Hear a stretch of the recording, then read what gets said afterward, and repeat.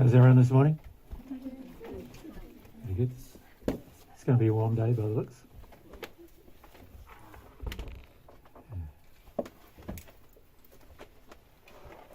Just wait for my girl.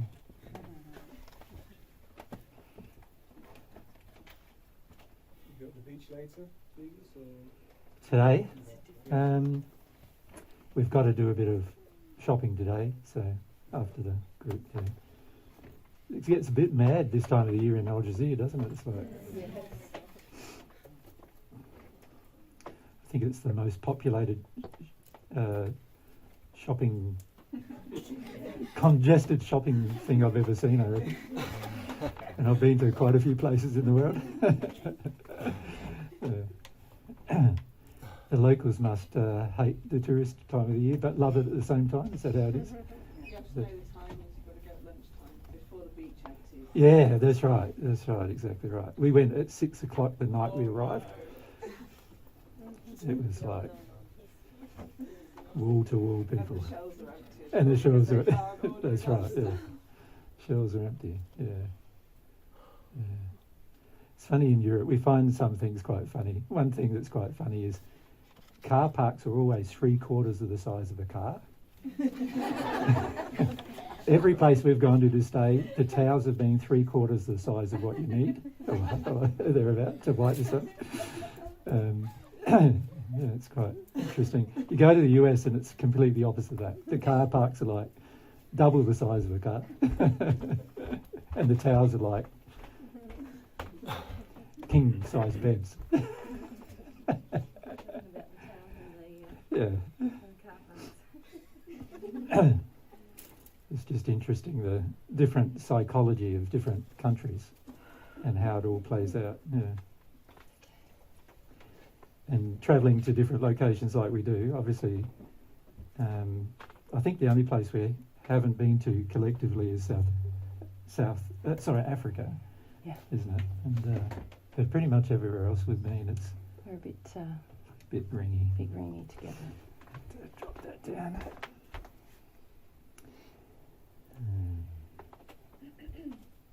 Yeah. But Portugal likes to give the illusion of being more laid back, doesn't it? Than the rest of Europe. Yeah. Yeah.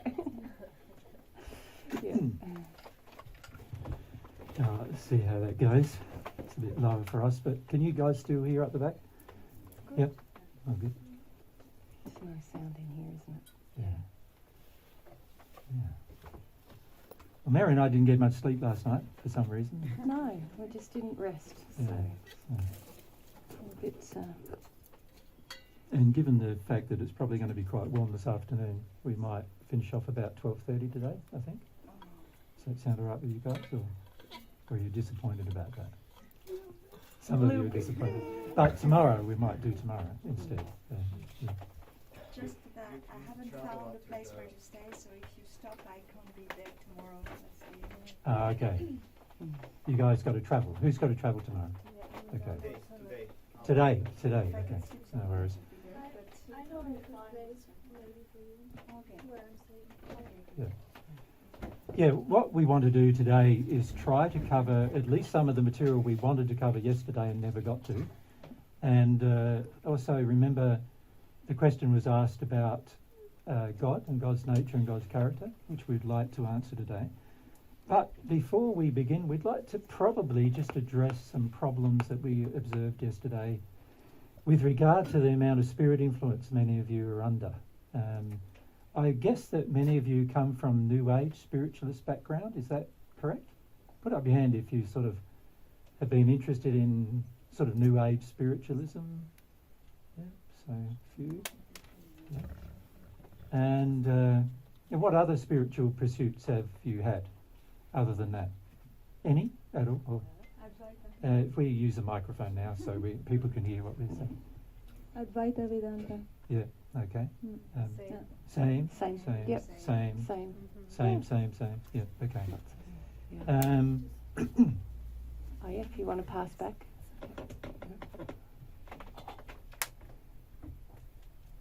The goodness of human kindness. Yep. So all of these things are what I would classify as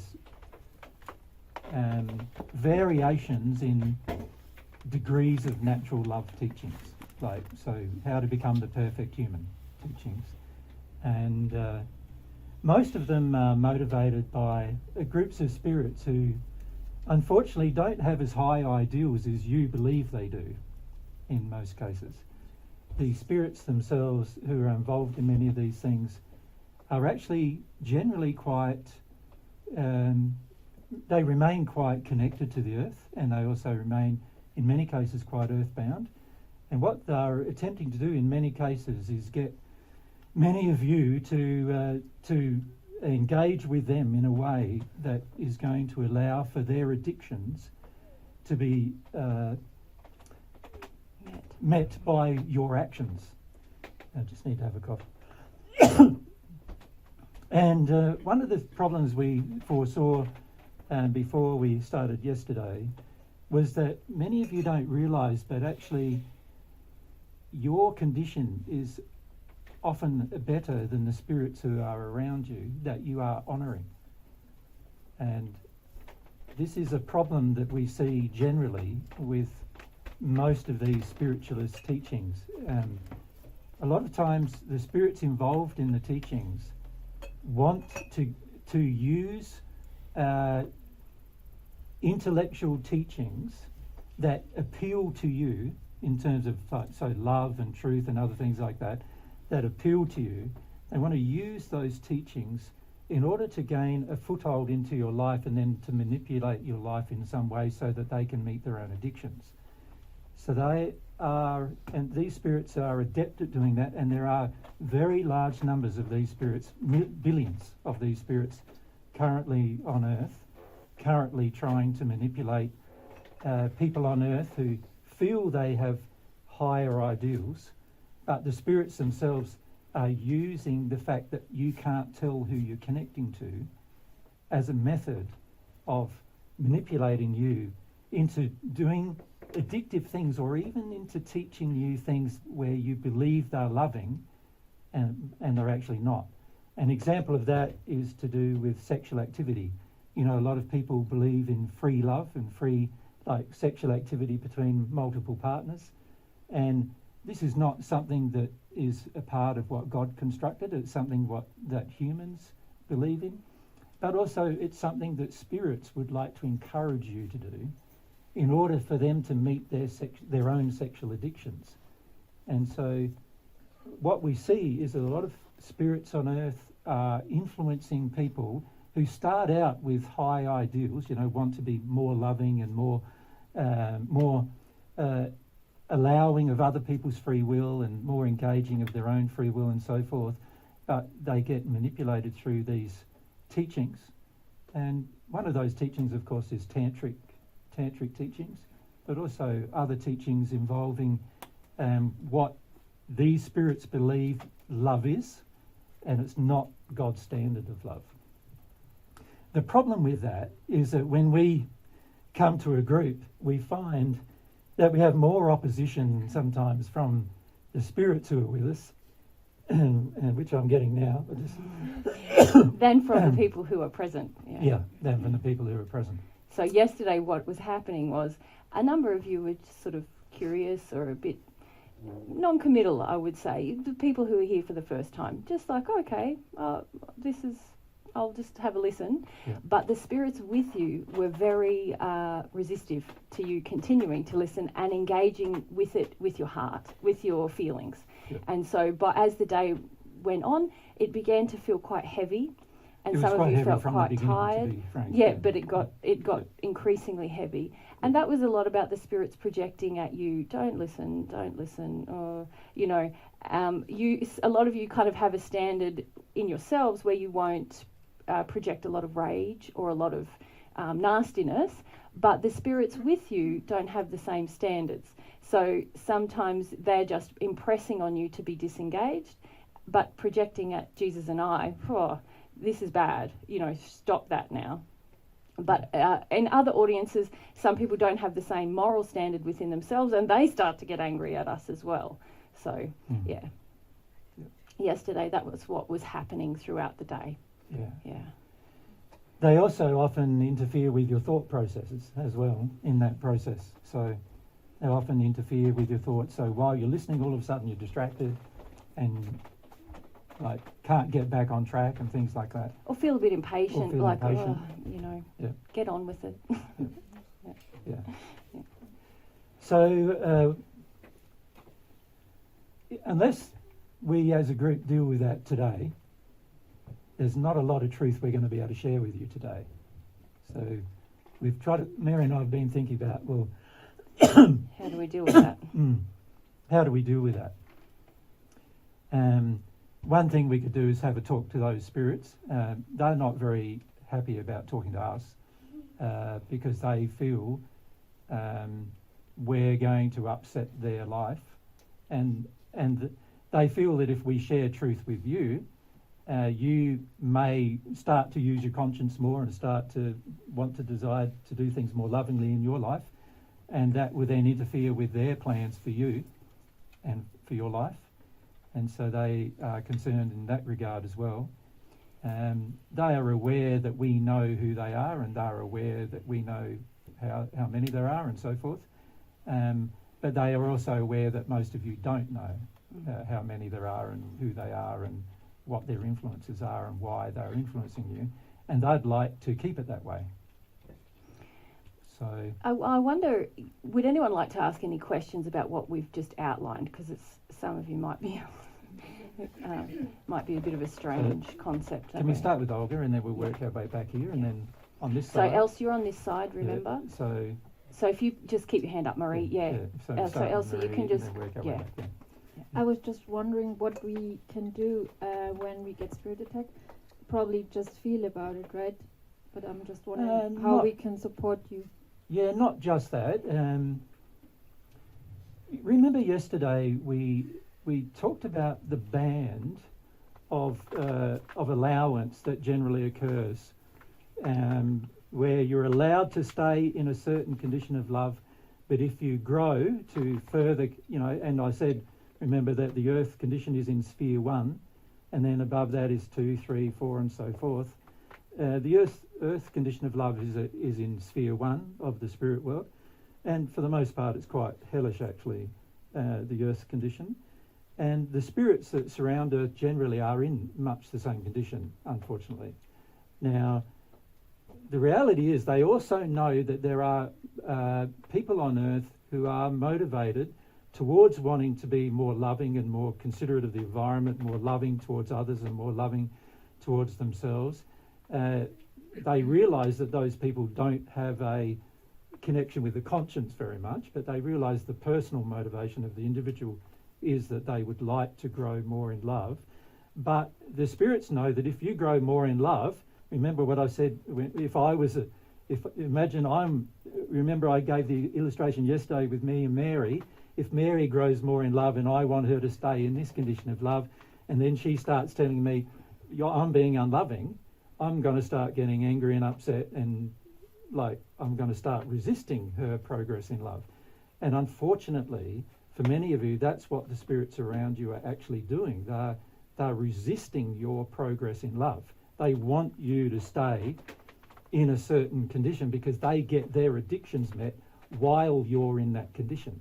But if you change your condition, then they won't get their addictions met anymore. So just like I gave the illustration yesterday of me wanting Mary to stay in a certain condition of love so my addictions are met. So an example of that I gave yesterday, remember, was I wanted to pick up all my clothes after me, and I wanted to wash all my clothes, and I wanted to cook for me, and I wanted to clean for me. And I think that's love. So these spirits think that's love. I'm not saying they always know they're being evil. They think that's love. But when Mary wants to grow out of that condition and get to a new condition where she realises, no, actually I'm unloving, demanding those things of her, and so she stops doing those things for me, I, the person in the condition who believes that is what love is going to say, put pressure. Remember I gave 3 or 4 different examples of the kind of pressure I would put on Mary. It ranges from just gentle sort of bribery type pressure, right the way through to outright violence is what these spirits are capable of doing, of course. So those spirits who are around you often, they want you to stay in the condition of love you're currently in. So the problem is, well, how do you address that? How do you deal with the fact that not only do you have partners and friends and family and everyone wanting you to stay in the same condition, but on top of that, you've got a group of unseen people who can get into your head. You know, they can make suggestions to you. The law, God's laws allow each of us to make suggestions to others, and they also allow spirits to make suggestions to you. So they can sort of get in your head and make suggestions. A lot of times you think these suggestions are your intuition or your inclination or your desires, but actually they are the desires of the spirits around you. So how do you, and this links back to the question that Tim asked, remember, last night, how do you determine the difference of a person who's inclinated to help you versus a person who's inclinated to get what they want from you, right? So if you look at the world today, the most of the world is governed in such a way that it's to get other people get what they want from you, and you get what you want from others. And that's really how the world works at the moment. It doesn't work well, of course, but the barter system, which is you give me what I want, I'll give you what you want, is alive and well on earth, and it's not love. It's completely the opposite to love, in fact. And when we're talking about addiction, it can turn out to be quite evil. Like, I give you what you want, let's say approval, you do what I want. Go and hurt somebody. You know, get angry with somebody, punish your child. Or in the case, we even see little children, you know, overcloaked by spirits almost constantly nowadays, and you see them controlling their whole family, like bossing their family around, screaming and yelling at their family. And most families don't understand that these little children, that's not their inclination. It's the spirits who want this freedom where they can boss people around, because they had a childhood that was quite different while they were on earth. They want to overcloak a little child and get them to boss the whole family around. They get a whole lot of power tripping out of that, you know, so they enjoy that. And so you see these things happening all the time on earth, and yet the average person on earth is quite unaware, for the most part, because either they don't believe in spirits at all, or they don't believe that spirits' inclinations are going to be the same as people on earth's inclinations. For some reason, most people in spiritual pursuits, most people believe that once you die, you all of a sudden are more loving than you were on earth, right? And that's not true. In fact, quite often people become even more unloving after they pass than they were before they passed. Because nobody can see them. Because nobody can see what they do, and nobody's going to monitor what they do anymore. There's no law, like governmental law, controlling them anymore. So an example of that is that many men who would like to be voyeuristic with women's bodies, for example, when they pass, they spend half of their next 50 years just going around and watching women in their bathrooms, right? And they might not have got away with that on earth. They would have probably be put in jail for that on earth if they were ever caught. But in the spirit world, that's what they do. And they might do that for years and years and years. There's spirits I know that are doing it 2,000 years later. So a lot of people have this tendency to believe that for some reason when you die, there's this magical transformation, and all of a sudden you become free of all of your human sin, all of the sin being disharmony with love. You become free of it, and you don't. You carry it with you unless you change, unless you choose to change yourself. You carry it with you. So what we see happening on earth, there's around 20 billion spirits at the moment on earth. In fact, there's 3 times the amount of spirits on earth than there are people at the moment. Many of them are just living on earth, like they live in houses, in your houses, some of them, you know, and they do things. They act as if you're In some cases, they'll act as if you're an interloper in their house when it's your house. But in other cases, they take over, they're more connected with the emotional addictions that you may have and influencing those addictions in a manner that benefits themselves. An example of that, and you see this a lot in all around the world, an example of that is all the people who have ever been reliant on alcohol while they're on earth generally become earthbound and overcloak other people who drink alcohol.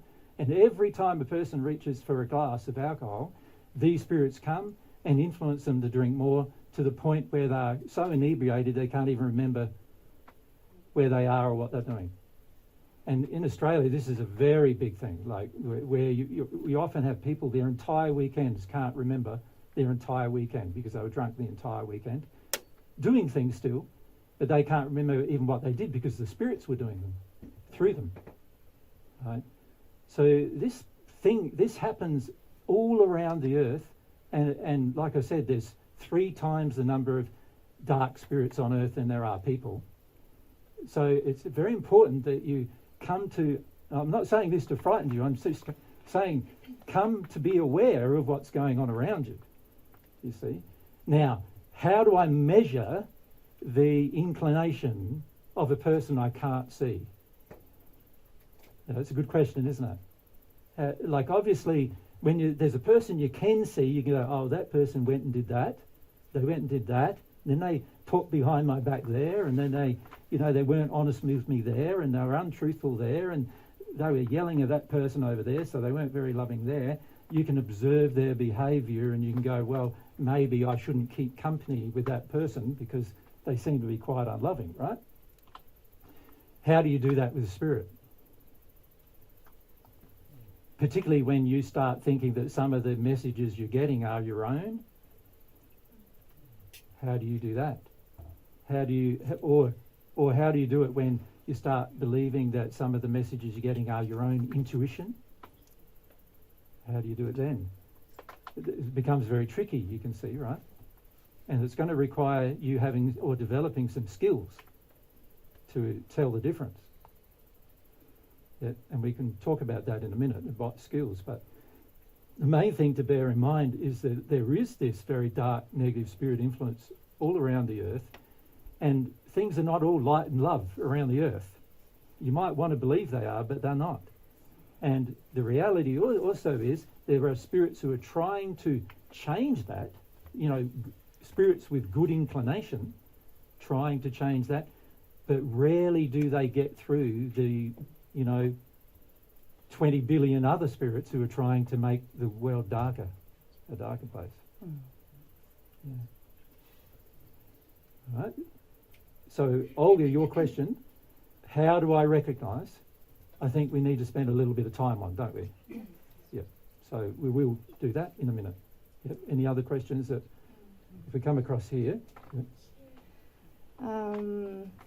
Yes, it's been really big actually for me because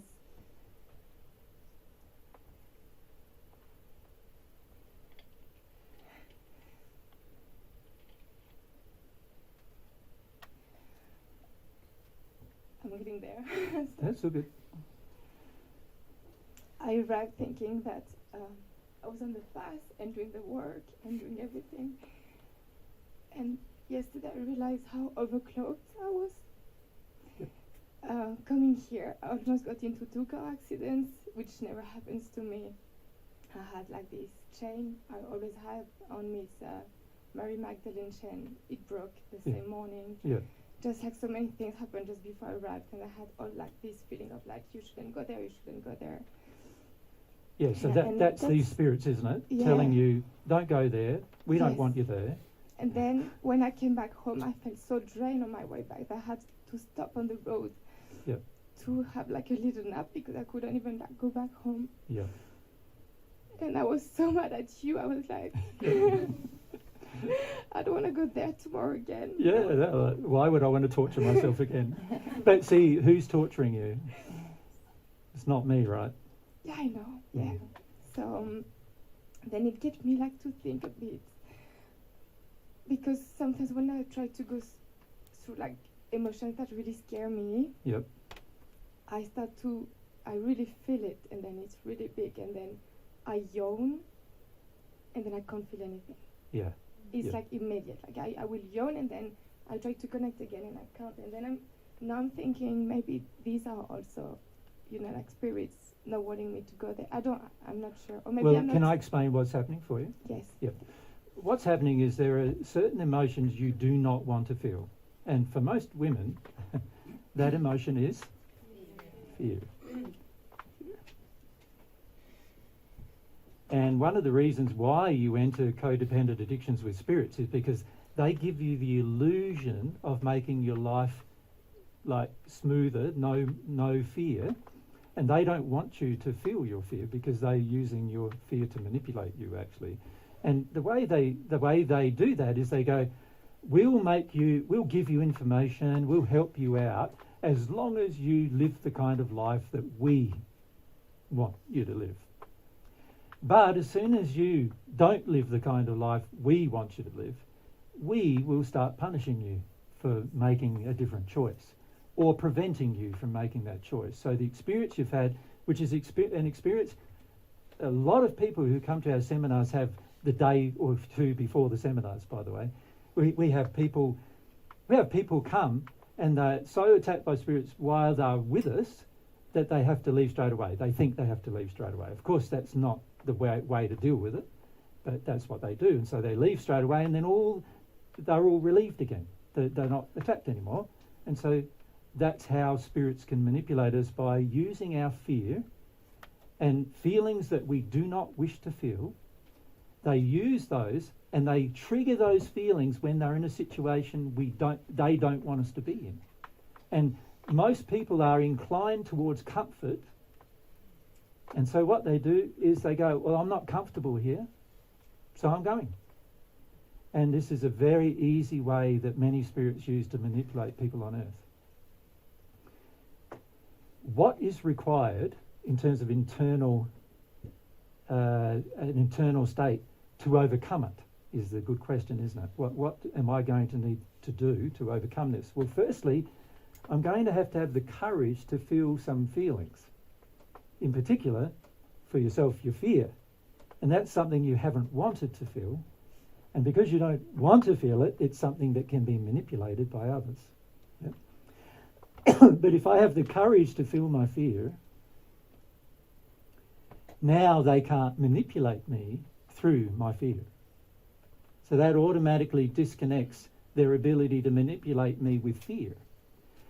Now, there are other feelings too that are generally most people find uncomfortable. One of them is shame, which is a fear of a kind we talked about yesterday. It's a fear that you're bad, a fear that you're somehow internally evil, a fear that you're not worthy. And these fears, so shame, they can manipulate your shame. They can make you feel that way, right? They can cause events to occur that make you feel unsettled, and then make you feel like you're ashamed of yourself. And then they can manipulate you by controlling that emotion in you. Because you don't want to feel it, you'll try to avoid it. So if they see a situation that they want you to avoid, they'll make you feel shame in that situation so you can avoid it. So they get you to avoid it. So a lot of people don't realise that it's the emotions they do not wish to feel are the ones that the unseen people around you can manipulate the most. And so that's one way, Olga asked about what are the ways, that's one way we can deal with this problem. Mary wanted to say? Yeah. No. I don't like interrupting when you're in a flow. But the key thing, though, is to feel what's actually being triggered. So if we think about Marie's example, there was almost a feeling of dread, something bad's going to happen. You almost had the accident, something precious to you. The breaking of your... it's like an omen. A lot of people would say, oh, something bad is going to happen. So that's spirits actually triggering your fear. And then when you get here... He's not just triggering it, he's trying to create it. Yes, it's saying, be afraid, be afraid. And then when you got here, if you think about it, now we start to see the things that you do to avoid your fear. So you feel tired. I want to get out of my body. I want to go away. Oh, lethargic. Then you start to feel angry at others. Stop, and not at the person who's really triggering the fear, but at someone else, Yep. So the key thing is to recognize fear when it's being triggered. Because, so for example, some people, when they're getting attacked, they start attacking themselves and think, I just have to feel like I'm a bad person. This is the feeling I'm having. Often that's the avoidance, like you feeling sleepy or feeling angry at someone else. Those things are the avoidance of the actual thing that's happening. So it's important to be sensitive to what's actually happening. Also speaking to Olga there about, what's the dynamic with the spirit, because often we take on what the spirits want us to believe rather than what they're threatening, feeling what's being triggered in us that we're avoiding. Yeah. Now, to my mind, there's much simpler ways to deal with the problem than all of that, and all of what we both just mentioned. And we don't have a somewhere on top. Oh. Can't see for looking.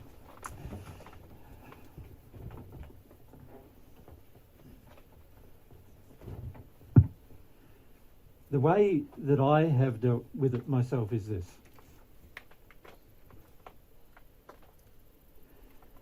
There are things that are, you could say, are classified as the highest ideals you could have. So what are they? What are the highest ideals you could have? The ideal to love, isn't it? Is a high ideal, isn't it? I'll just write that so you can read it. Love.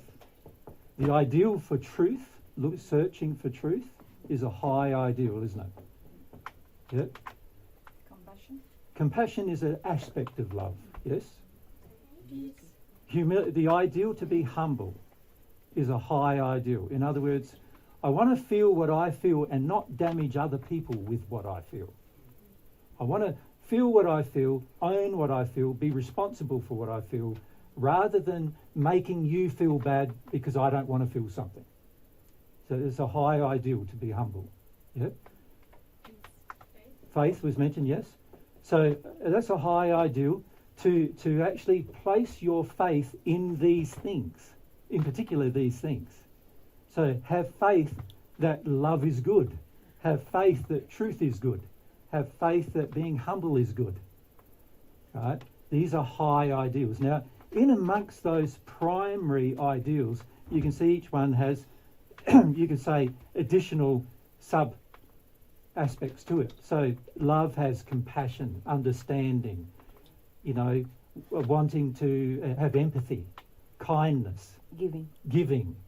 Love involves all these things. They are all high ideals. Truth involves transparency, openness, honesty. Right?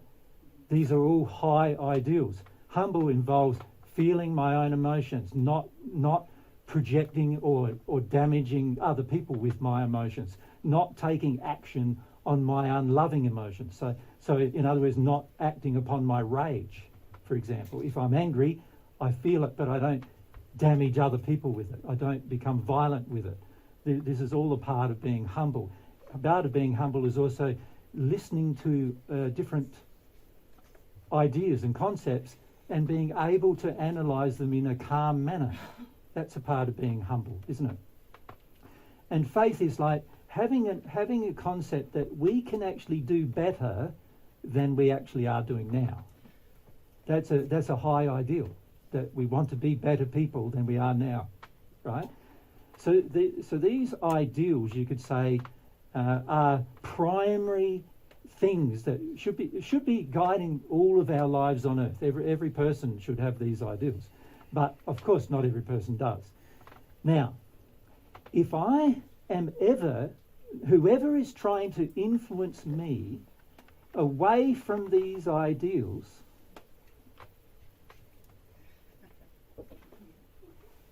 can you see they're not probably motivated, are they? So whoever tries to get me to be untruthful, that could be a friend, it could be a partner, it could be a religious leader, it could be anybody. Whoever is trying to influence me to be untruthful their influence is evil. And I use the word evil on purpose. They are evil because they are influencing me away from the high ideals. Right? Whoever influences me away from love is influencing me away from a high ideal. So an example of that is politicians who try to influence you to be angry with another country and go to war with them.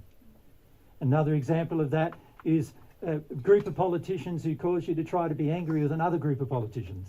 Another example of that is a group of medical profession who try to make you scared rather than actually informing you. Right?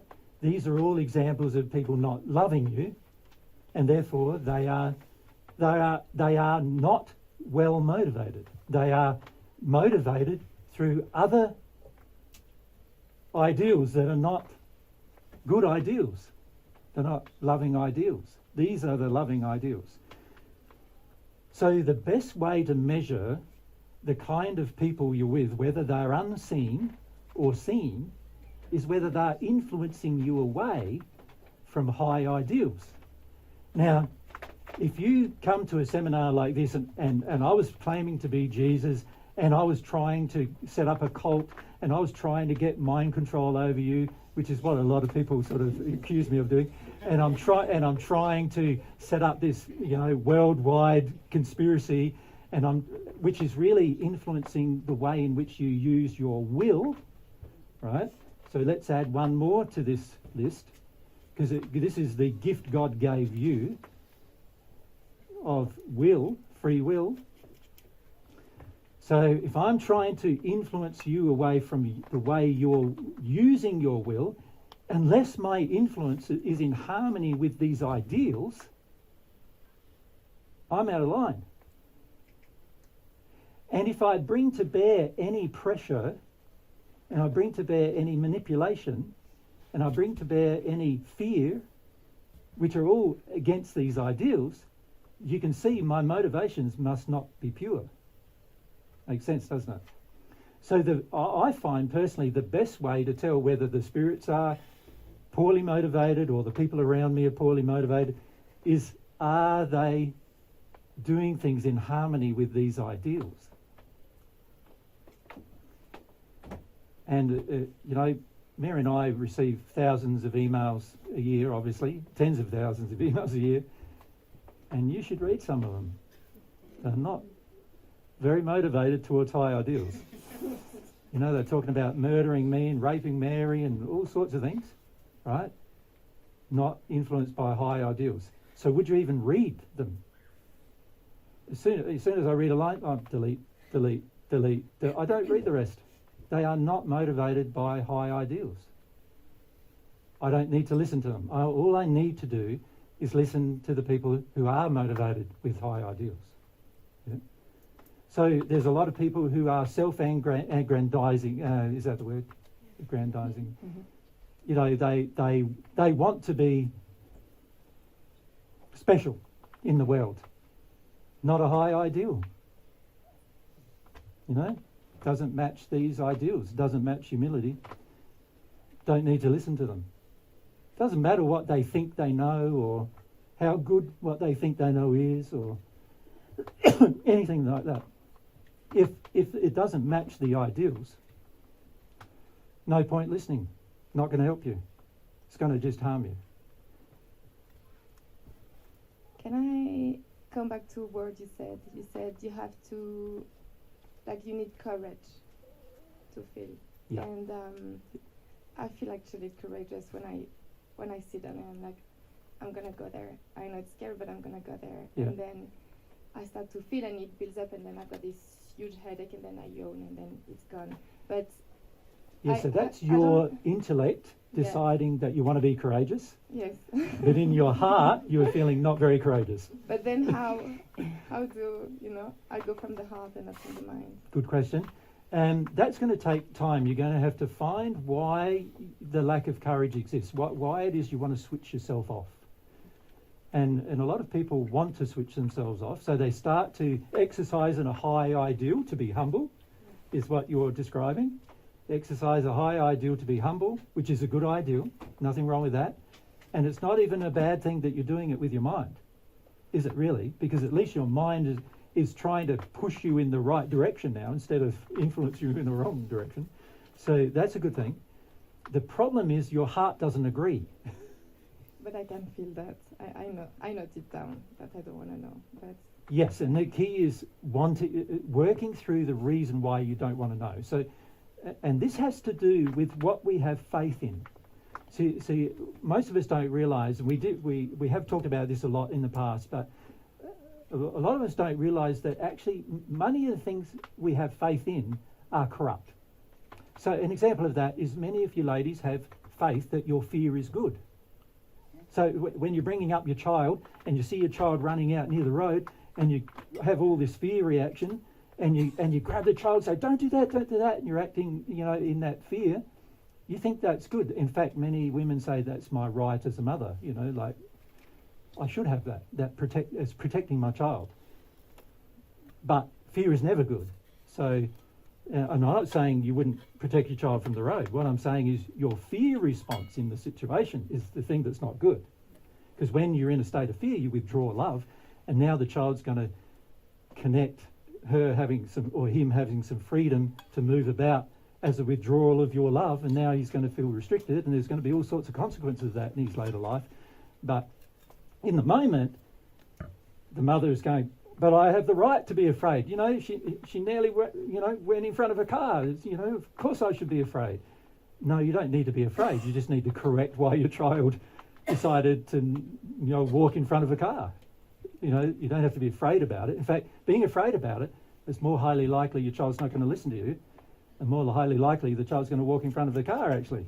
So the justification of the fear is the problem. So that is indicating in that moment I'm lacking humility to just feel my own feelings, and instead I'm projecting my feelings on my child, and then we're trying to manipulate my child's behaviour through my fear, which is actually not a very nice thing to do. Actually, it's very damaging to your child. But also, justifying it to yourself is even worse.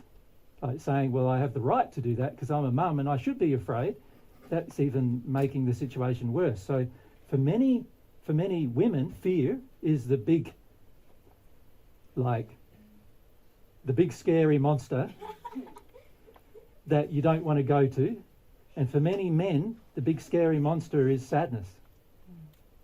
And in fact, what we see is a lot of relationships are the man has a lot of sadness, the woman has to make it go away. She has a lot of fear, the man has to make it go away.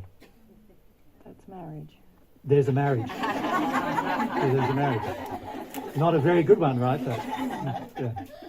But you can see in that case, a compromising of different principles. The fundamental principles are being compromised, and as a result of the compromise, there's going to be manipulation one way or the other. Now, that also plays out spiritually. Whenever you enter an addiction with a spirit where you want them to make your life safer, the spirit who will enter that addiction with you is going to want something in return. And what they want in return is some level of control over your life. That's what they want in return. And if they want you to go and do other things that you're prepared to do in order to have your fear allayed, you will go and do them. And oftentimes without even thinking. You'll just go and do them because it's a part of the agreement. So really what you're doing is you're setting up, in that state, you're setting up agreements that you shouldn't have to feel certain things. So you need the spirits with you to help you not feel those things. And then they now want an agreement with you. Well, we don't want to have to feel that we're in the spirit world. We don't want to have to feel that we don't have control over our lives here in the spirit world. We want to get back on earth and we want to do some things on earth that we missed out on doing. So now the agreement is a codependence. Each person getting what they want from the agreement, from the togetherness, each person getting what they want, but one of those persons unseen, so therefore more highly potentially manipulative than you, because you're seen by them, but you can't see them for the most part. Right? So it does get back to, for me, this is what it gets back to. If my goal in life is to grow in these ideals, then it makes sense, doesn't it, that anybody who is influencing me against these ideals is a bad influence. And it doesn't matter whether they're my wife, my friend, my mother, my father, my child, my neighbour, my boss at work, or just people generally, or socially, or trolls on the internet, or whoever they are. If they're influencing me against these ideals, I don't have to listen. I don't have to, and I shouldn't. Make sense? Yep. We go over here, and then over there. So, Elsa, over to there. My question is, how do you bear witness to the tremendous suffering that's happening in the world right now, genocide, and maintain grounded in these ideals? Well, one of the first things humility demands of you is that you really can't change other people. The only person you can really change is you, isn't it? You're the person who has control over you. You have free will. You can decide what to do, how to become a better person yourself. Now, so what I suggest to people who worry so much about what's going on in the world is that let's first focus on you, on myself. Let's focus on me. Let's focus first on how loving I am, what my definition of love is, how my definition of love may be creating some evil in the world even. Because many of you don't realise that actually your current definition of love is creating evil in the world. And we can go through some of those things, when we talk about God's standards versus human standards. So some of your current definitions of love certainly do create evil in the whole world, not just for your own life. But if I can work through that, if I have a goal, personal goal, to address my state of the use of my will in this loving manner, then I will improve. Once I've improved, I now have the internal capacity to inspire others to make the same improvement. Right?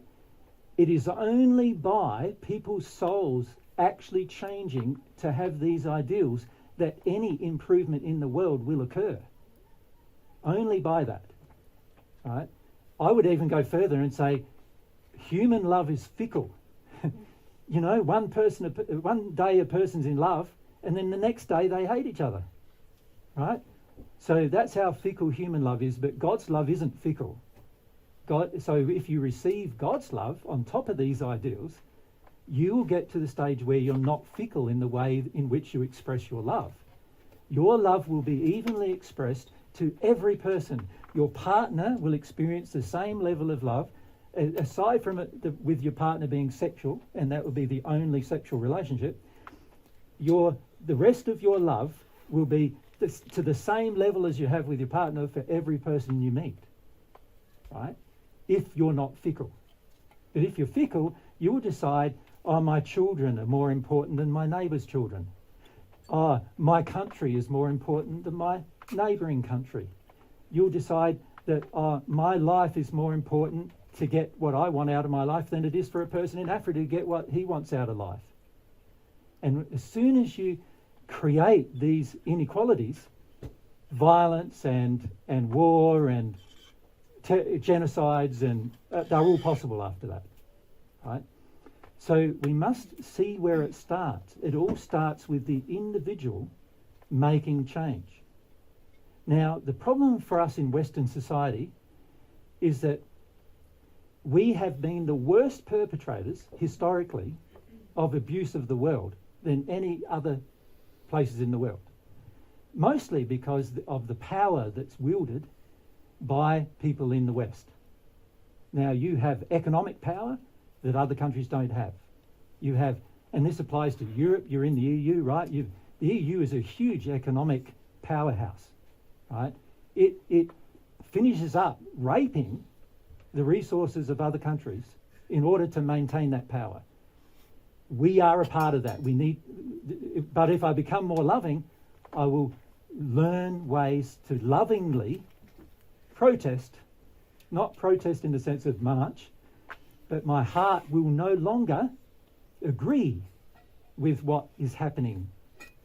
And then as my heart doesn't agree, then of course, if your heart doesn't agree and my heart doesn't agree and then a million others' hearts don't agree, now we have power to change other situations, systems like governmental systems, medical systems, environmental systems, economic systems. All the systems of the world can change, but they can only change if we understand what love is. And if we think our version of love, which I said, remember at the beginning yesterday, said our version of love is in the first sphere, unless our version of love changes, how can we influence others to change? So my feeling is focus on your love changing. Focus on your development of these qualities. And as you do, you will then have the power through talking to people to influence them to make similar decisions. And when they are also influenced to make similar decisions and become more loving, then there's a group of people who are more loving. And then eventually a country of people who are more loving. And then eventually a whole environment of people on all earth more loving. That is the way it's going to happen. But God is not going to change anything for us. And the reason why God won't is because he lets humans fix their own problems. We created this problem. We need to fix it. Make sense? Yes. Yeah. And you still want to say something? I was just going to add, your actual question was about bearing witness. It's about bearing witness. Yes, and I feel bearing witness is important. A lot of Westerners do not bear witness to the suffering that happens on Say the what planet. you mean by bearing witness, though. Yeah, so seeking truth about what's happening in the world and being able to State it or... feel about it, be aware emotionally of Don't ignore it. what's happening in the experience for others. I think the only way that we can effectively do that is through implementing these principles, because a lot of us, when we first start bearing witness, if you like, looking at what's happening, it stirs up a lot of feelings in us. And unless we're humble, we're not going to be loving about the situation. We're going to respond in anger or indignation, and it's going to remind us of something that happened From in our childhood. family or my childhood. And we're going to want to stop things in a very unloving way. We're going to act violently in our emotions or our actions just to try to manipulate the external events, rather than bearing witness, if you want to use that term, and feeling about what that's bringing up and allowing that to help us to grow towards love, to being truthful, to having the capacity to experience our own pain and suffering, and then act in response to other people's pain and suffering in a way that's not affected by our stored pain and suffering. Because most of the people in the world who are trying to alleviate other people's pain and suffering are doing so because they're trying to alleviate their own pain and suffering. And actually it's not very effective if we look around It's the also world. very selfish. It is, and it's missing that first step of humility. And so I think being able to bear witness, or to be able to see what's happening, and not be insular in my own little life, to see what is happening is an act of love, and to have compassion for it. But it's not something that happens automatically for people because they've got stored pain. But if they seek the truth and they're willing to feel their pain, then we can be present with other people's pain. Yeah, and actually find effective solutions to it. Yeah. When Mary and I first met, Mary was overseas aid. She was in overseas aid. She was doing volunteer work overseas. She'd spent 2 years. 2 years in More than 2 years, in probably refugee camp. in a Palestinian refugee camp. Helping Palestinians in a refugee camp. She had a goal to go to Africa and do the same thing. And one of the very first disagreements we had was about that. Mm. Do you want to?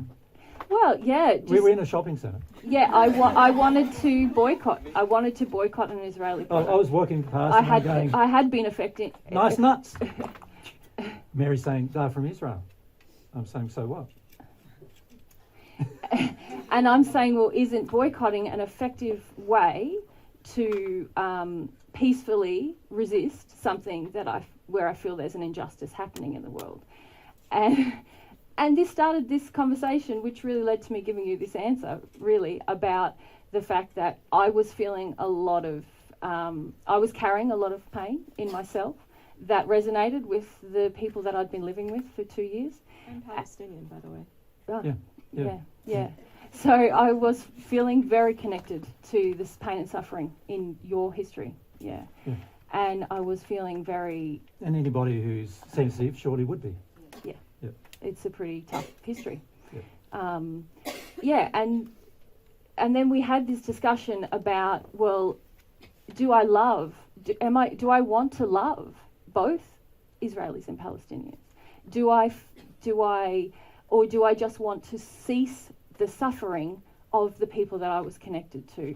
And was I really considering how my actions might affect everyone, and more than that, how my feelings were affecting things, But you also wanted change without understanding the dynamics, without understanding the spirit dynamics, without understanding the spirit influences in both countries, without understanding the religious influences in both countries, So without I just sort of addressing wanted the to... errors in those religions in both countries. Well, yeah, that's what Microphone I've come to believe, that boycotting is actually an act of rejection and division and hatred. But at the time, I was full of, I want to change the world in a peaceful manner. What do I have at my fingertips, And that's what I had decided, and my position has changed. Yeah. But it's the real solutions are more complex. They require more of us than just boycotting or protesting or, getting angry or writing an angry splurb. Or, all of those things are ineffective because there's no heart change and there's no personal commitment to dealing with our own pain and suffering first. Not only that, it doesn't address the actual causes. Which is the causes, yeah. Yeah, if you look at the actual causes of many of these smaller country problems, they are because of the big countries harming those smaller countries. Colonization. Yeah. And that is not being addressed ever. And in any of and to have a proper addressing of any problem, you must address its cause, not just its effects. And what we were talking about, Mary and I, a lot was that, do you want to keep dealing with the effects of problems? Because there's going to be problem after problem after problem after problem that keep on getting caused. And if nobody addresses the causes, because nobody seems to want to a lot of the time, because everybody thinks it's too hard or it's too difficult or, it's too big or whatever, nobody wants to really address the cause. So what we do is we get involved a lot of times for selfish reasons in just solving the effect, because it makes our guilt or our feeling of everyone's suffering go away a bit. It makes us, instead of becoming really conscious of, wow, there's a lot of pain in this world and a lot of it's getting caused by these big problems that nobody seems to want to address. So how do you address those? How do you decolonize everything? Yeah. You have to bring love, truth and humility into every problem first. That's the very first thing that needs to happen. Every problem has a solution, but it's going to require also, if you think about it, some bravery, isn't it? Like, Mary and I go around the world, we criticise almost every government, we criticise almost every religion. We criticise because there's no love in them. On earth there's hardly any love in anything, is the reality. And we criticise governments, we criticise religion, we criticise personal people's situations, their families. We don't do it because we're critical, we do it because we're saying, here's the ideal of love, and here's where you're not measuring up. And that's the reason why we've got all this unhappiness, right? That's the reason why we do it. But everybody feels it as criticism, of course. And so then most people, when truth and error confront each other, truth is just happy to present itself. Error is not happy just to present itself. Error wants to fight for itself. It wants to get violent for itself. Justify. It wants to and- justify itself. Right? We even see that in you yesterday. Many of you were in that place already yesterday, fighting for, coming up with intellectual arguments or reasonings, trying to fight for the error. And we watched an interaction between Pierre and Maxine last night. Both of them fighting for their error. It's like, and this has to change if we're going to actually change anything else, right? So what we need to do is we need to understand the standards of these things.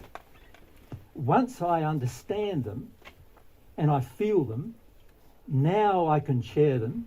I'm in a place where I can share them. And I'll reflect them, actually. That even more In my important day-to-day than life, I'll sharing reflect them. I'll reflect them in my interactions. And also, because love is the opposite of fear, I won't be afraid, no matter who attacks me for it, no matter who belittles me for the sharing, you won't be afraid doing it.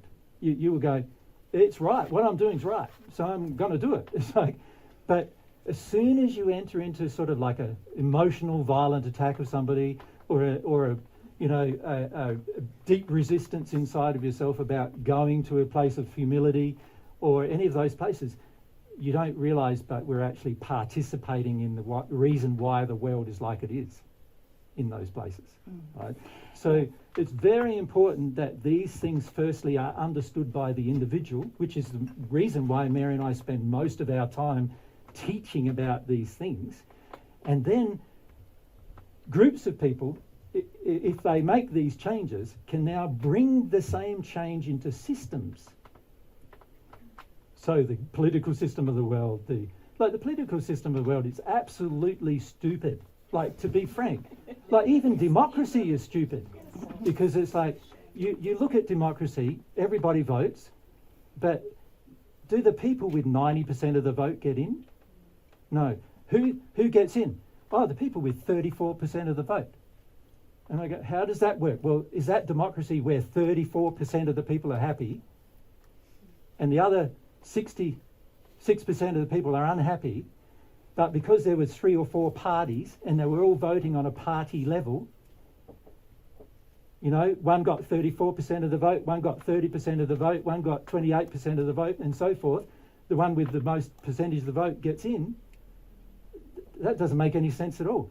Wouldn't it be better to have a democracy based upon a region sets up like 15 different areas of interest, so technology, arts, music, Roads. science, structure, infrastructure, and so forth. There's all these different regions, and they have a choice of voting in the expert from their region on that subject, and there might be 5 different experts on that subject, and they all have to vote in who they want, and the person with the most votes on that subject gets to represent them elsewhere, right, in government or whatever.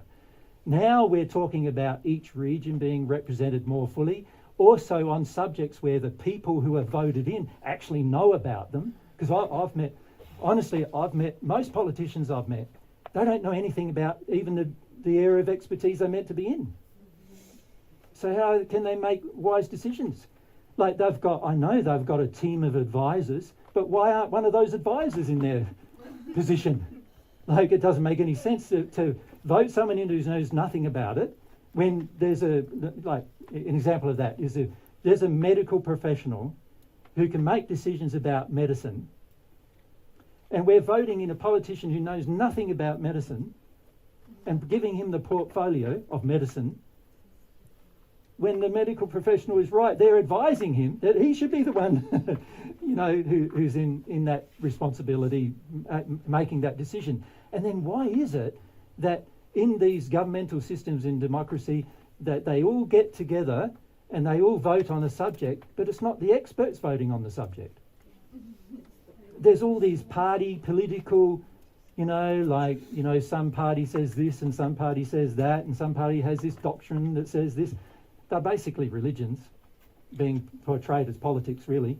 And all they're doing is saying, we're going to adhere to our party policy and we're going to vote in line with our party policy. But who cares about party policy? Don't we just want the best thing to occur? Of course we do. So You know, democracy is said on earth to be the best form of government.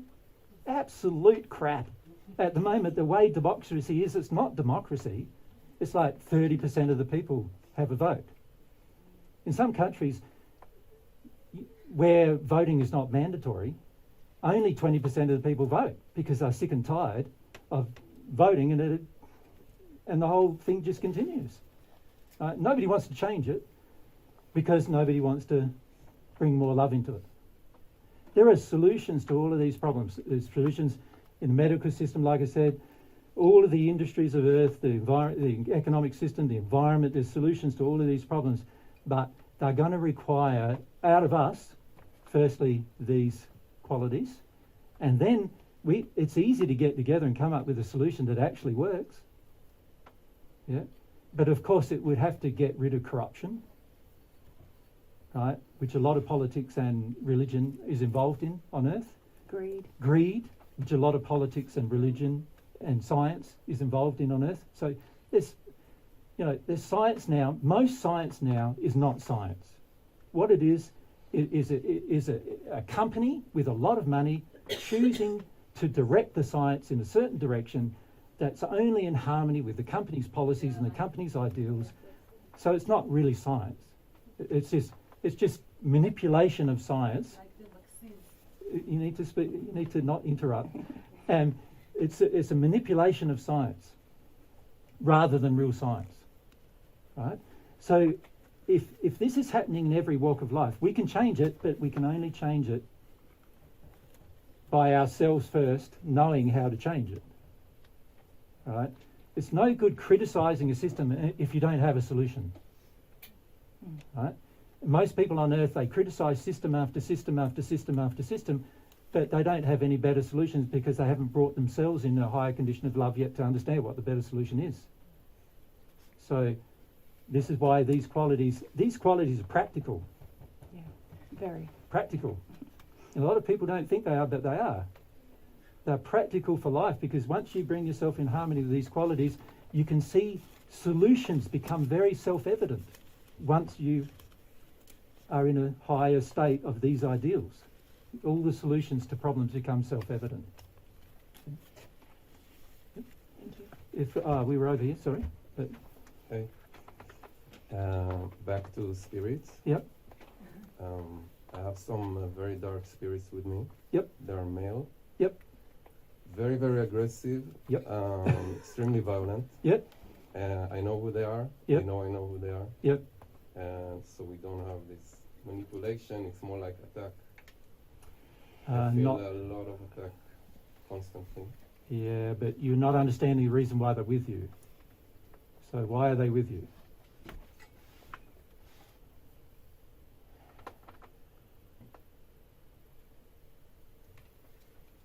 Do you know why you might want?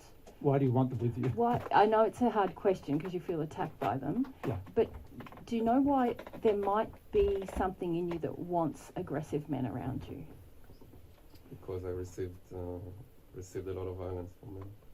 From when you're little? Yeah. Yeah. And so having someone big and strong and violent around you can help you to avoid how scared and small you might feel otherwise in the world.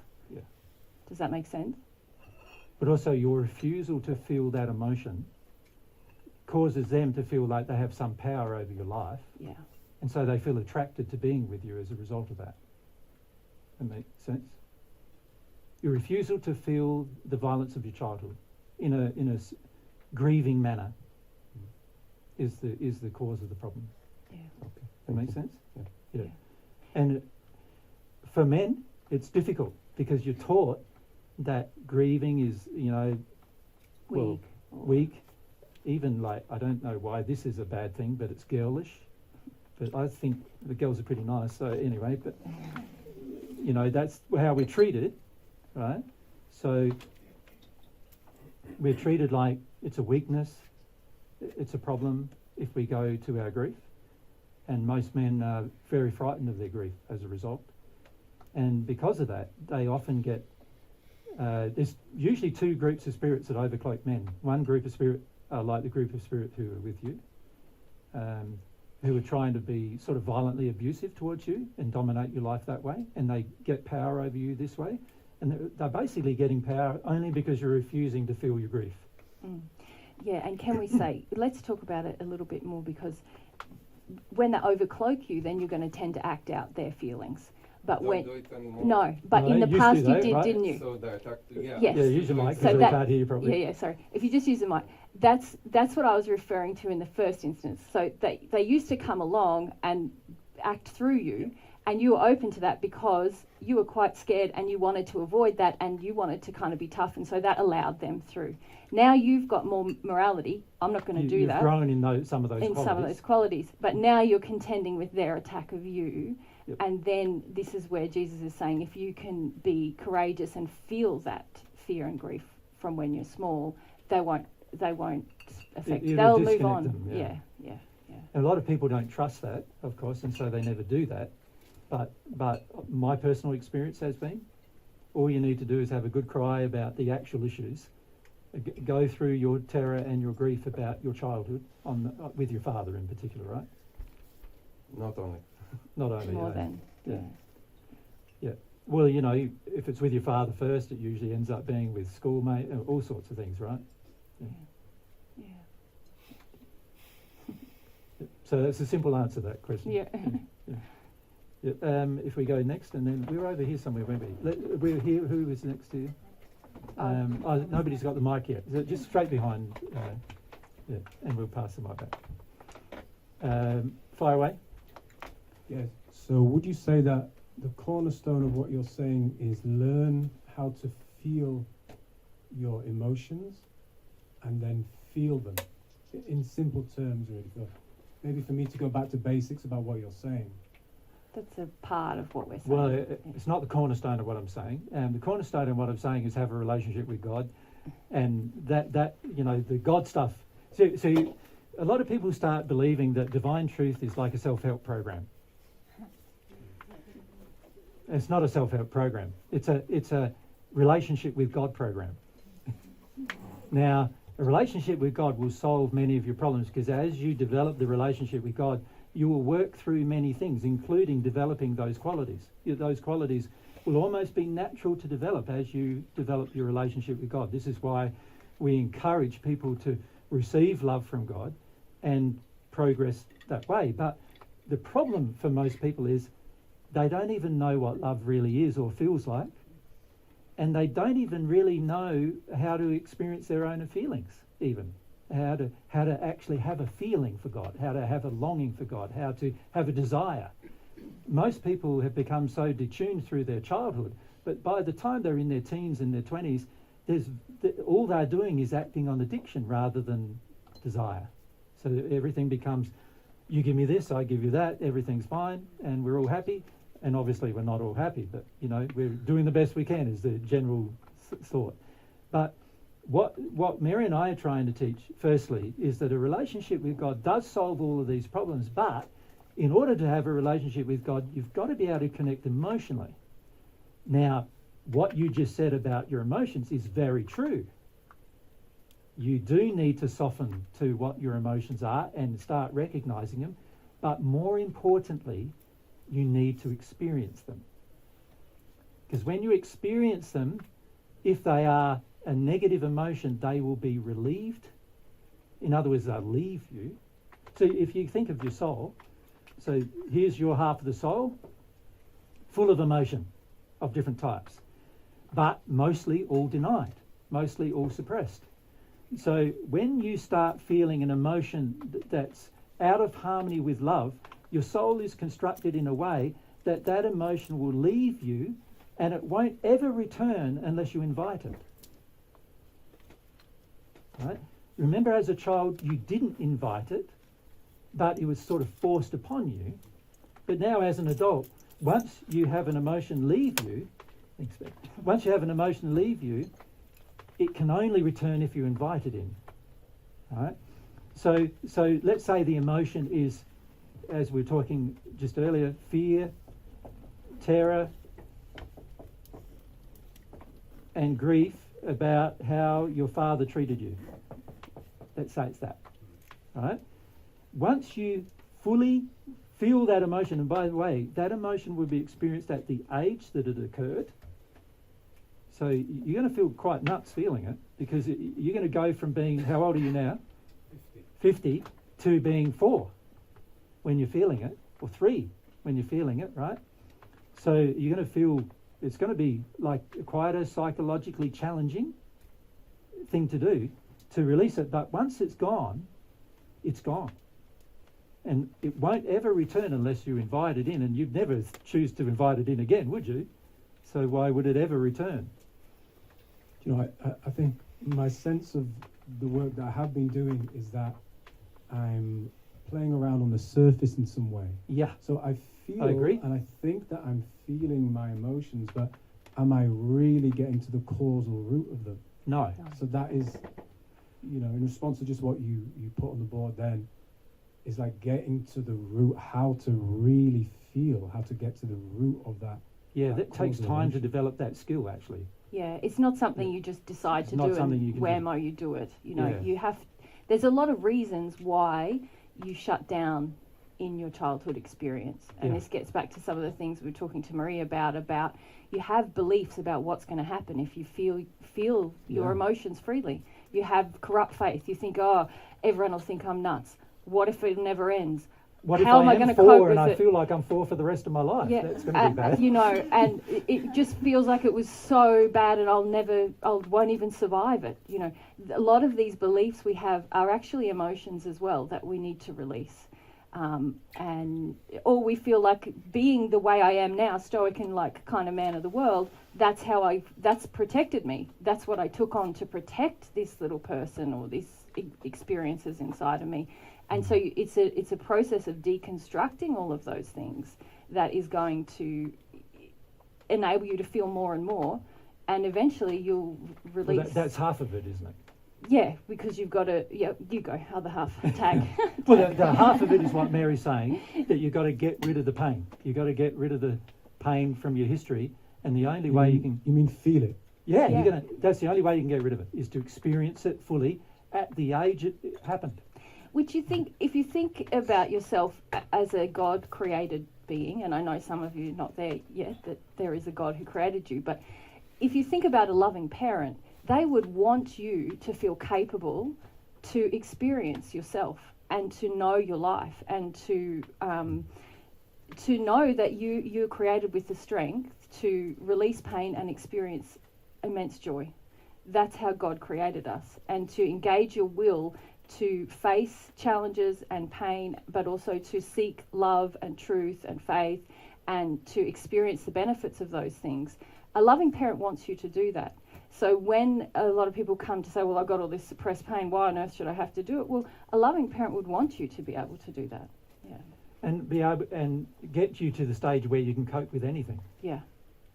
So can I ask So that's step 1 to 1. Remember, Yeah. we haven't gone to Yeah, 2. We've got to go tag to two. Ask whatever Yeah. you want to. So, like, is it good to understand what my limitations are in feeling these feelings, these emotions truly, and what pointers would you give to really feel? Like, in your experiences, how did you guys feel ultimately those deep grief, that sadness? How did you guys do it? Well, I'm still in the process of doing it. The biggest quality you're going to need to develop is compassion for Yourself. self.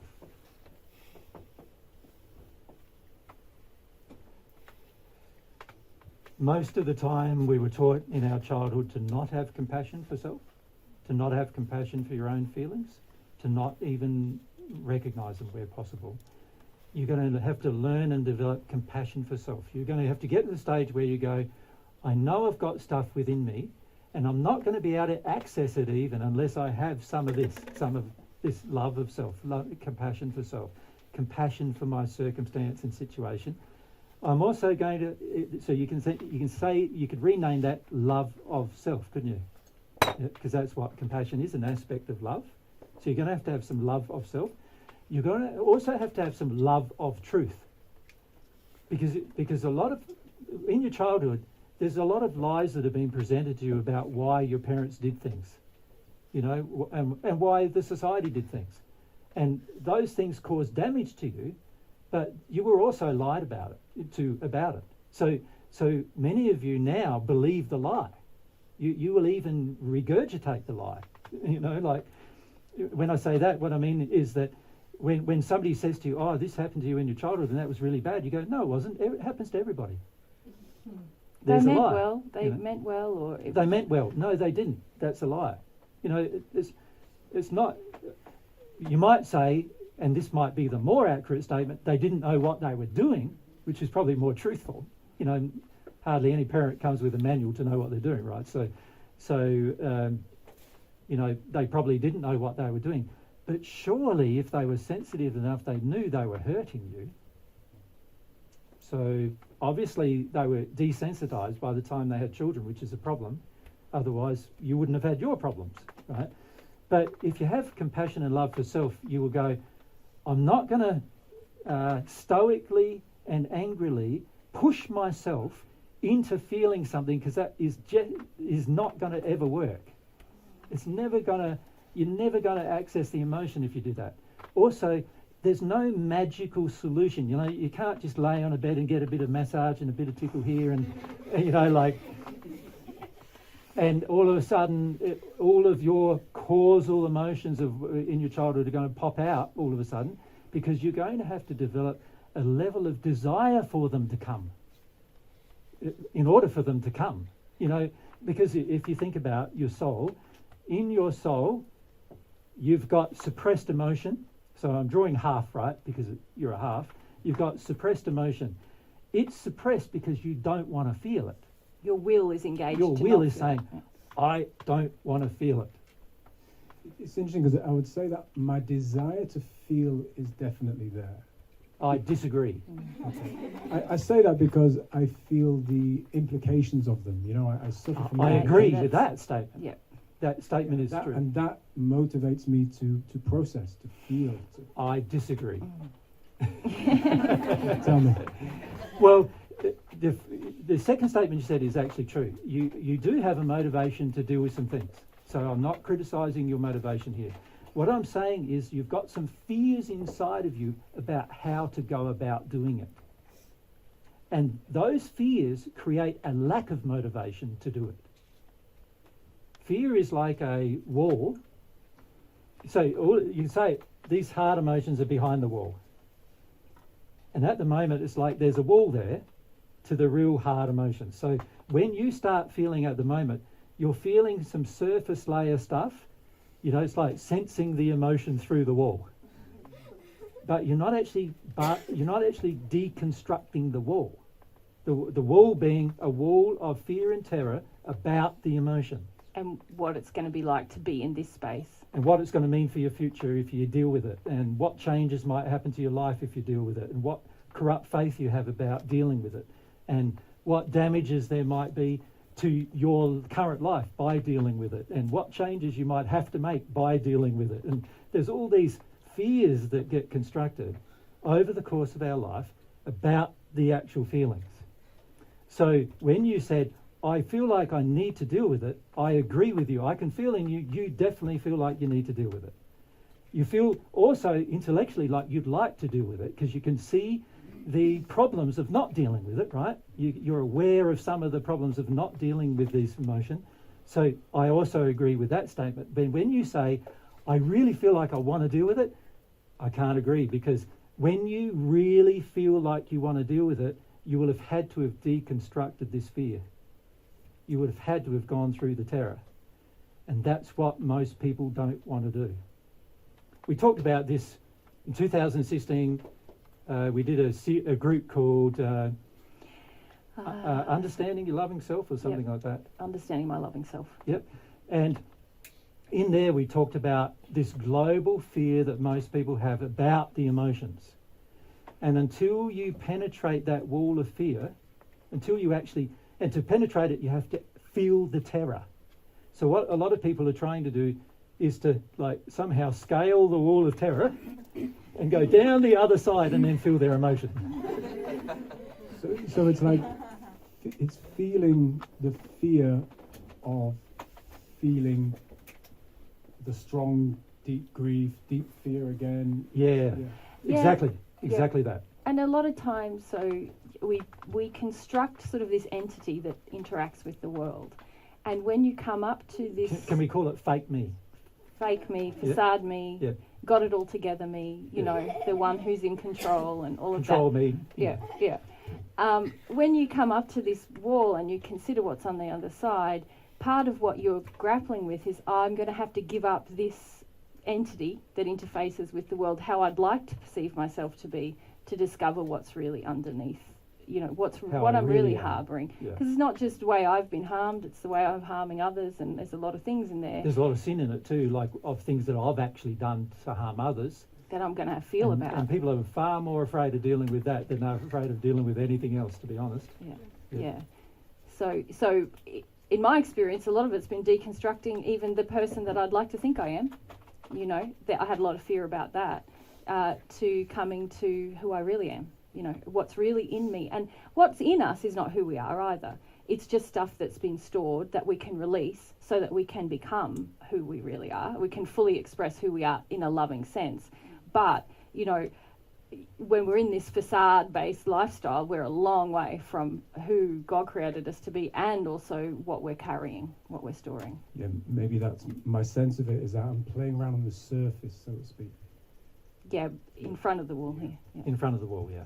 In a way that doesn't challenge your current life. Too much. Yeah. Just keep it to an hour a week or something. And to be frank, when you get behind the wall, it's going to blow your whole life away. Yeah. Which That is happens good. to everybody. So what would you say about that, about, you know, getting through that wall? Yeah, that as Mary said, one of the very first things that need to happen is, and by the way, we still haven't talked about the second, Yeah. have we? But I just want to remind you that we haven't done that. As Mary said first, you need to start just deconstructing the fake self, because the fake self is a construction made in order to control the fear that you have to keep everything suppressed behind the wall, right? And that fake self is generally a construction of our own, for the most part. You know, we learn, usually by sort of mid-childhood, 7 or 8 years of age, we start to realise a fake self is necessary. And so sometimes you see it earlier, but rare. But after 7 years of age, nowadays we're seeing in children of 3 or 4, but because it's so subconsciously done, unconsciously done. But for the most part, most people, by the time they're 7, they start realising a fake self is necessary in order to survive life. And so what they do is they start working on the person they're going to come to be, like the person they're going to try to be. And that self, you end up being very proud of, because that self saved you from all the pain and suffering of the hurt self, the person that was hurt. But the problem with that is it also covers over all the hurt quite effectively. And it also enters addictions quite effectively, right, with other people to cover over the hurt. And so we end up sinning in that fake self quite a lot. We end up doing things to avoid the pain and suffering that we have experienced in childhood. We end up doing a lot of things that act upon that pain and suffering. And honestly, many of you think, oh, I don't have a lot of pain and suffering from a childhood, but from God's perspective, God's standard of love, almost every single person on this planet has a huge amount of problems regarding love. And so this is, from God's perspective, how you've been injured is all about love. How it's been outside of God's standard of love. So from God's perspective, God's standard of love is not being applied on earth, and a lot of the damage you think is normal. Like for many of you, you think, oh, this is normal me. It's not normal you from God's perspective, because it doesn't meet God's standard of love, and also a corrupt standard of love, which we called evil, you know, like if you look Love at spelt backwards. love spelt backwards, which is really evil, right? So the opposite of love, if you think about it, is really evil, right? Many of us believe evil to be love. That's how bad our definition of love is. we don't realise how bad it is, because we haven't had anybody teach us God's standards our entire life, for the most part. Religions are not capable of teaching you God's standards because they don't have them. And they purport to be the people who know all about God, but they don't know anything of God's standards of love. Most religions teach that God is a punishing, cruel God. So they definitely don't know God at all, right? So they are teaching that this standard of love that they say God has, but actually it's not God's standard at all. It's human standards. And they're basically justifying human standards of love by creating a religion to justify those standards. And the net result is even the people who purport to believe in God are actually teaching you that God is evil. So how are those same religions ever going to teach you what love really is? And so the net result of that on earth is that we have imbibed all of these beliefs. And maybe what we need to do is just have a quick break for you to go to the toilet, and then talk about some of those standards we've imbibed, so that you can sort of understand. So here I'm talking about the theory of it all, right? But we haven't really talked about what it looks like in practice, have we? Like how these things have become switched over in our own belief systems, where what we believe love to be, from God's perspective, is actually quite evil, right? And it's really powerful to understand this switch that has occurred, and then in the process of understanding the switch, we can start deconstructing the problem. Right? We have to face the problem before we can deconstruct a problem, right? Scientific method. So we need to define the problem, then we can deconstruct the problem. And the problem is fundamentally that our beliefs of that we think are love, for the most part, are not love at all. They're the opposite of love, which is evil. And this is why we end up with evil en masse, you know. The whole world is in a state, really, isn't it, of evil. We're destroying the environment. We're destroying the very place we live in. We're going to get to a stage in 30 years' time, probably, where the environment's going to be so hot the majority of us are going to have to move somewhere to cool down. And then on top of that, we're destroying the environment so much that the oxygen production in the environment may be so far affected, because at the moment the main oxygen production is the ocean, you know, with all the seaweed and everything in the ocean. And if we pollute the ocean more than what we're doing, we're going to get to the stage where the ocean will stop producing greenery that sucks all the carbon out of the air and gives us oxygen. And then what are we doing to all the forests? They're all oxygen producers. They're all getting destroyed more and more and more. If we're not careful, we're going to either starve to death, have no clean water to drink, which is going to mean the majority of people fighting wars over water, or we're going to end up with no oxygen if it's extreme. And that's how much evil there is. We're so evil that we're willing to destroy our own home in order to get what we want. Seemingly get what we want. That's how bad it is, right? And yet the majority of us don't see it in practice because we don't yet feel or understand God's standards of love. And this is why most things that are happening on earth at the moment, do you ever see any problem really solved? You know, like, to a large part, the unloving exercise of technology has got us into a situation where we're destroying the planet. And they are telling me that technology is going to be our solution. Now, I'm not convinced, because no one's loving in the way they implement it, right? Until somebody proves to me they can be loving implementing technology, then I would say unlikely that technology is going to be the solution, right? The reality is human souls changing is going to be the solution, but it's a hard solution, because each of us are going to be required to break through that barrier of fear and get into the real stuff, to stop being fake and stop, and get into the real me. And the real me, which remember is number one, the first half we're still talking about, is getting rid of the pain, the hurt self.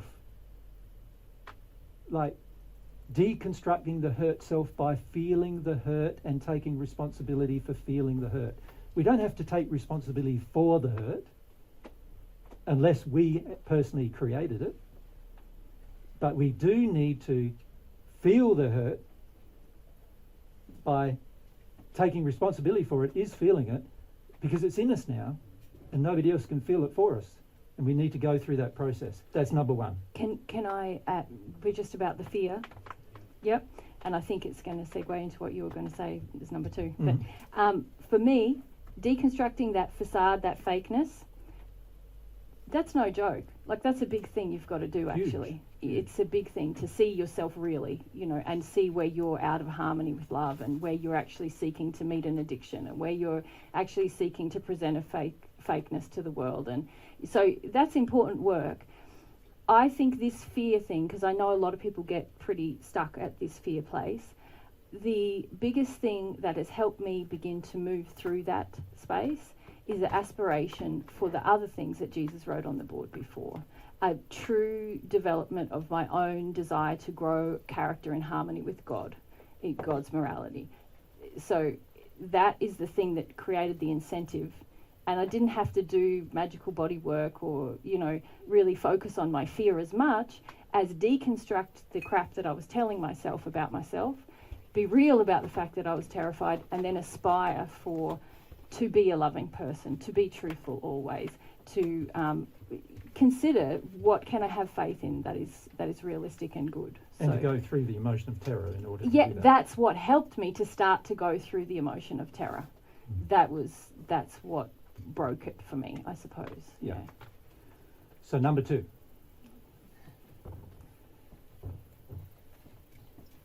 Now I'm going to be harping on these things for some time to come, right? You want to do pee break? Do I want to do a pee break? Don't you want to Do you finish? want to do a pee break? Do you want to finish this question Do I want to before we finish do this question the first? standards? Yeah, I think we Yeah, should. let's finish the question first. Right, number two, important thing.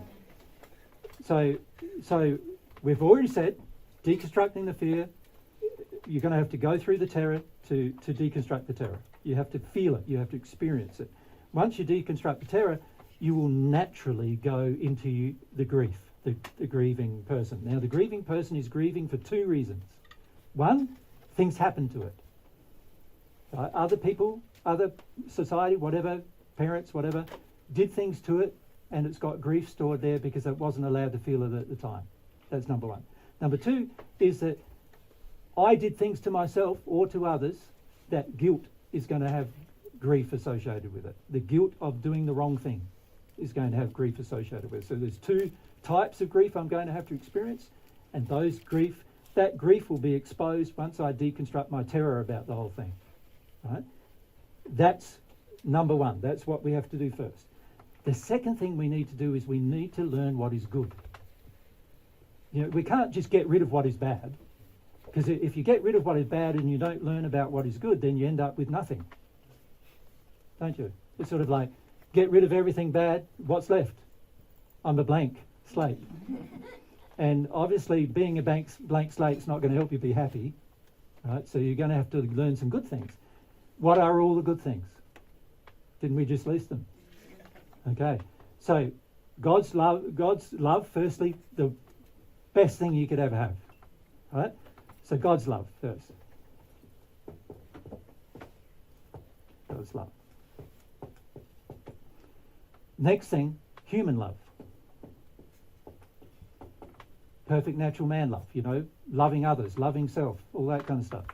Loving soulmate, human love. Truth. Whose truth? God's truth. Now, I've got to bring my truth into harmony with God's truth, because my truth is just crap otherwise. I don't know whether it's truth or lies or whatever, do I? If it's in harmony with God's truth, now I know truth. Only thing that's real in the universe is God's truth, right?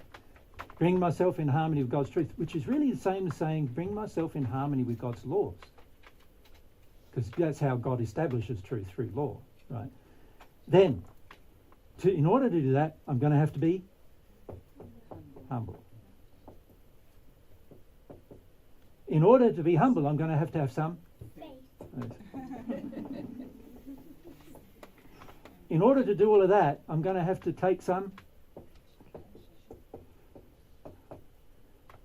not just do all the feeling for 3 years in my bedroom, right, and not live a life. I'm going to have to do all these things while I'm living a life, taking an action in my life. Yeah?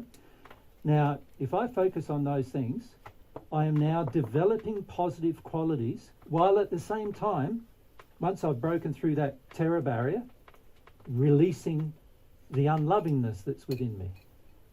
So now my fears are going down, my desires are going up. Now my evil is going down, my sin is going down, my love is going up.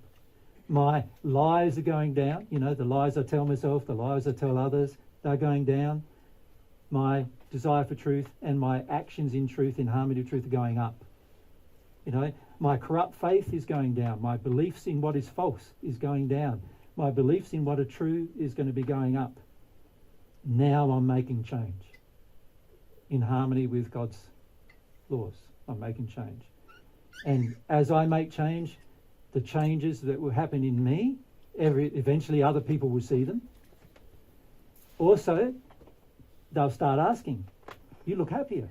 What's going on? Why do you look happier? What did you do? Your relationship's better.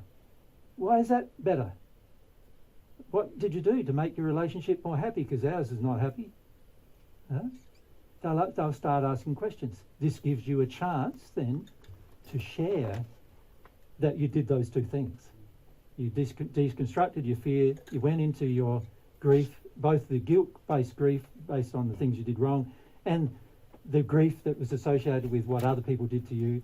And then you also, at the same time, began to develop these things which brought your condition of love up and also caused you to do things in harmony with that condition that now caused you to become happy. And people will see it, they will. And the more they see it, the more they'll be interested in doing it. The more they're interested in doing it, you can help them do it. The more you can help them do it, and they do it, if they do choose to do it, because it has to be for them that they choose to do it. If they do it, then they'll benefit, and then when they benefit, they'll feel the same as you, they'll be happier too, and then other people say, why are you happy? And it's like a snowball then, isn't it? Right? But it's got to start with a few of us following God's way. This is God's way. Right? And in the first century, we didn't call Christianity, right? We called it God's way. The way. It was called the way. Yeah. For this reason, because this is the way. And this is, for those of you who have been Christian in your past, this is what I refer to as the narrow way that leads to life. There's a quote of me saying that in the Bible, and I did actually say it. I didn't say there was a broad way leading to destruction. I said there was a broad way leading to hell, to evil, to pain and suffering. Most people are following the broad way. Very few follow the narrow way, because it is a narrow way. It's like God's way. He made it. You've got to find it and then do it. That's how it works. And you've got to want to do it. You're going to have to want to do it like pretty intensely in order to do it. Given the condition of the world we live in, it's going to have to be an intense desire. But everyone who's ever done it has reaped the benefits of doing it. And the benefits are far more immense than you can imagine. Yeah? So, and we've talked about the benefits to different groups of people, but obviously many of you may not have heard the benefits, but it's something worth studying up on, because it can increase the motivation to go through the terror wall and deconstruct the facade and go through the terror wall and into that grief, and to also start developing these qualities. Yeah. Now we can go to the toilet. Thank you. Yeah. No worries.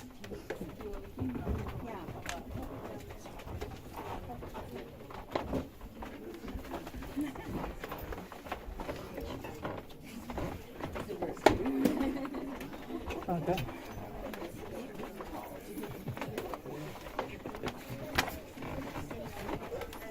For the comparative.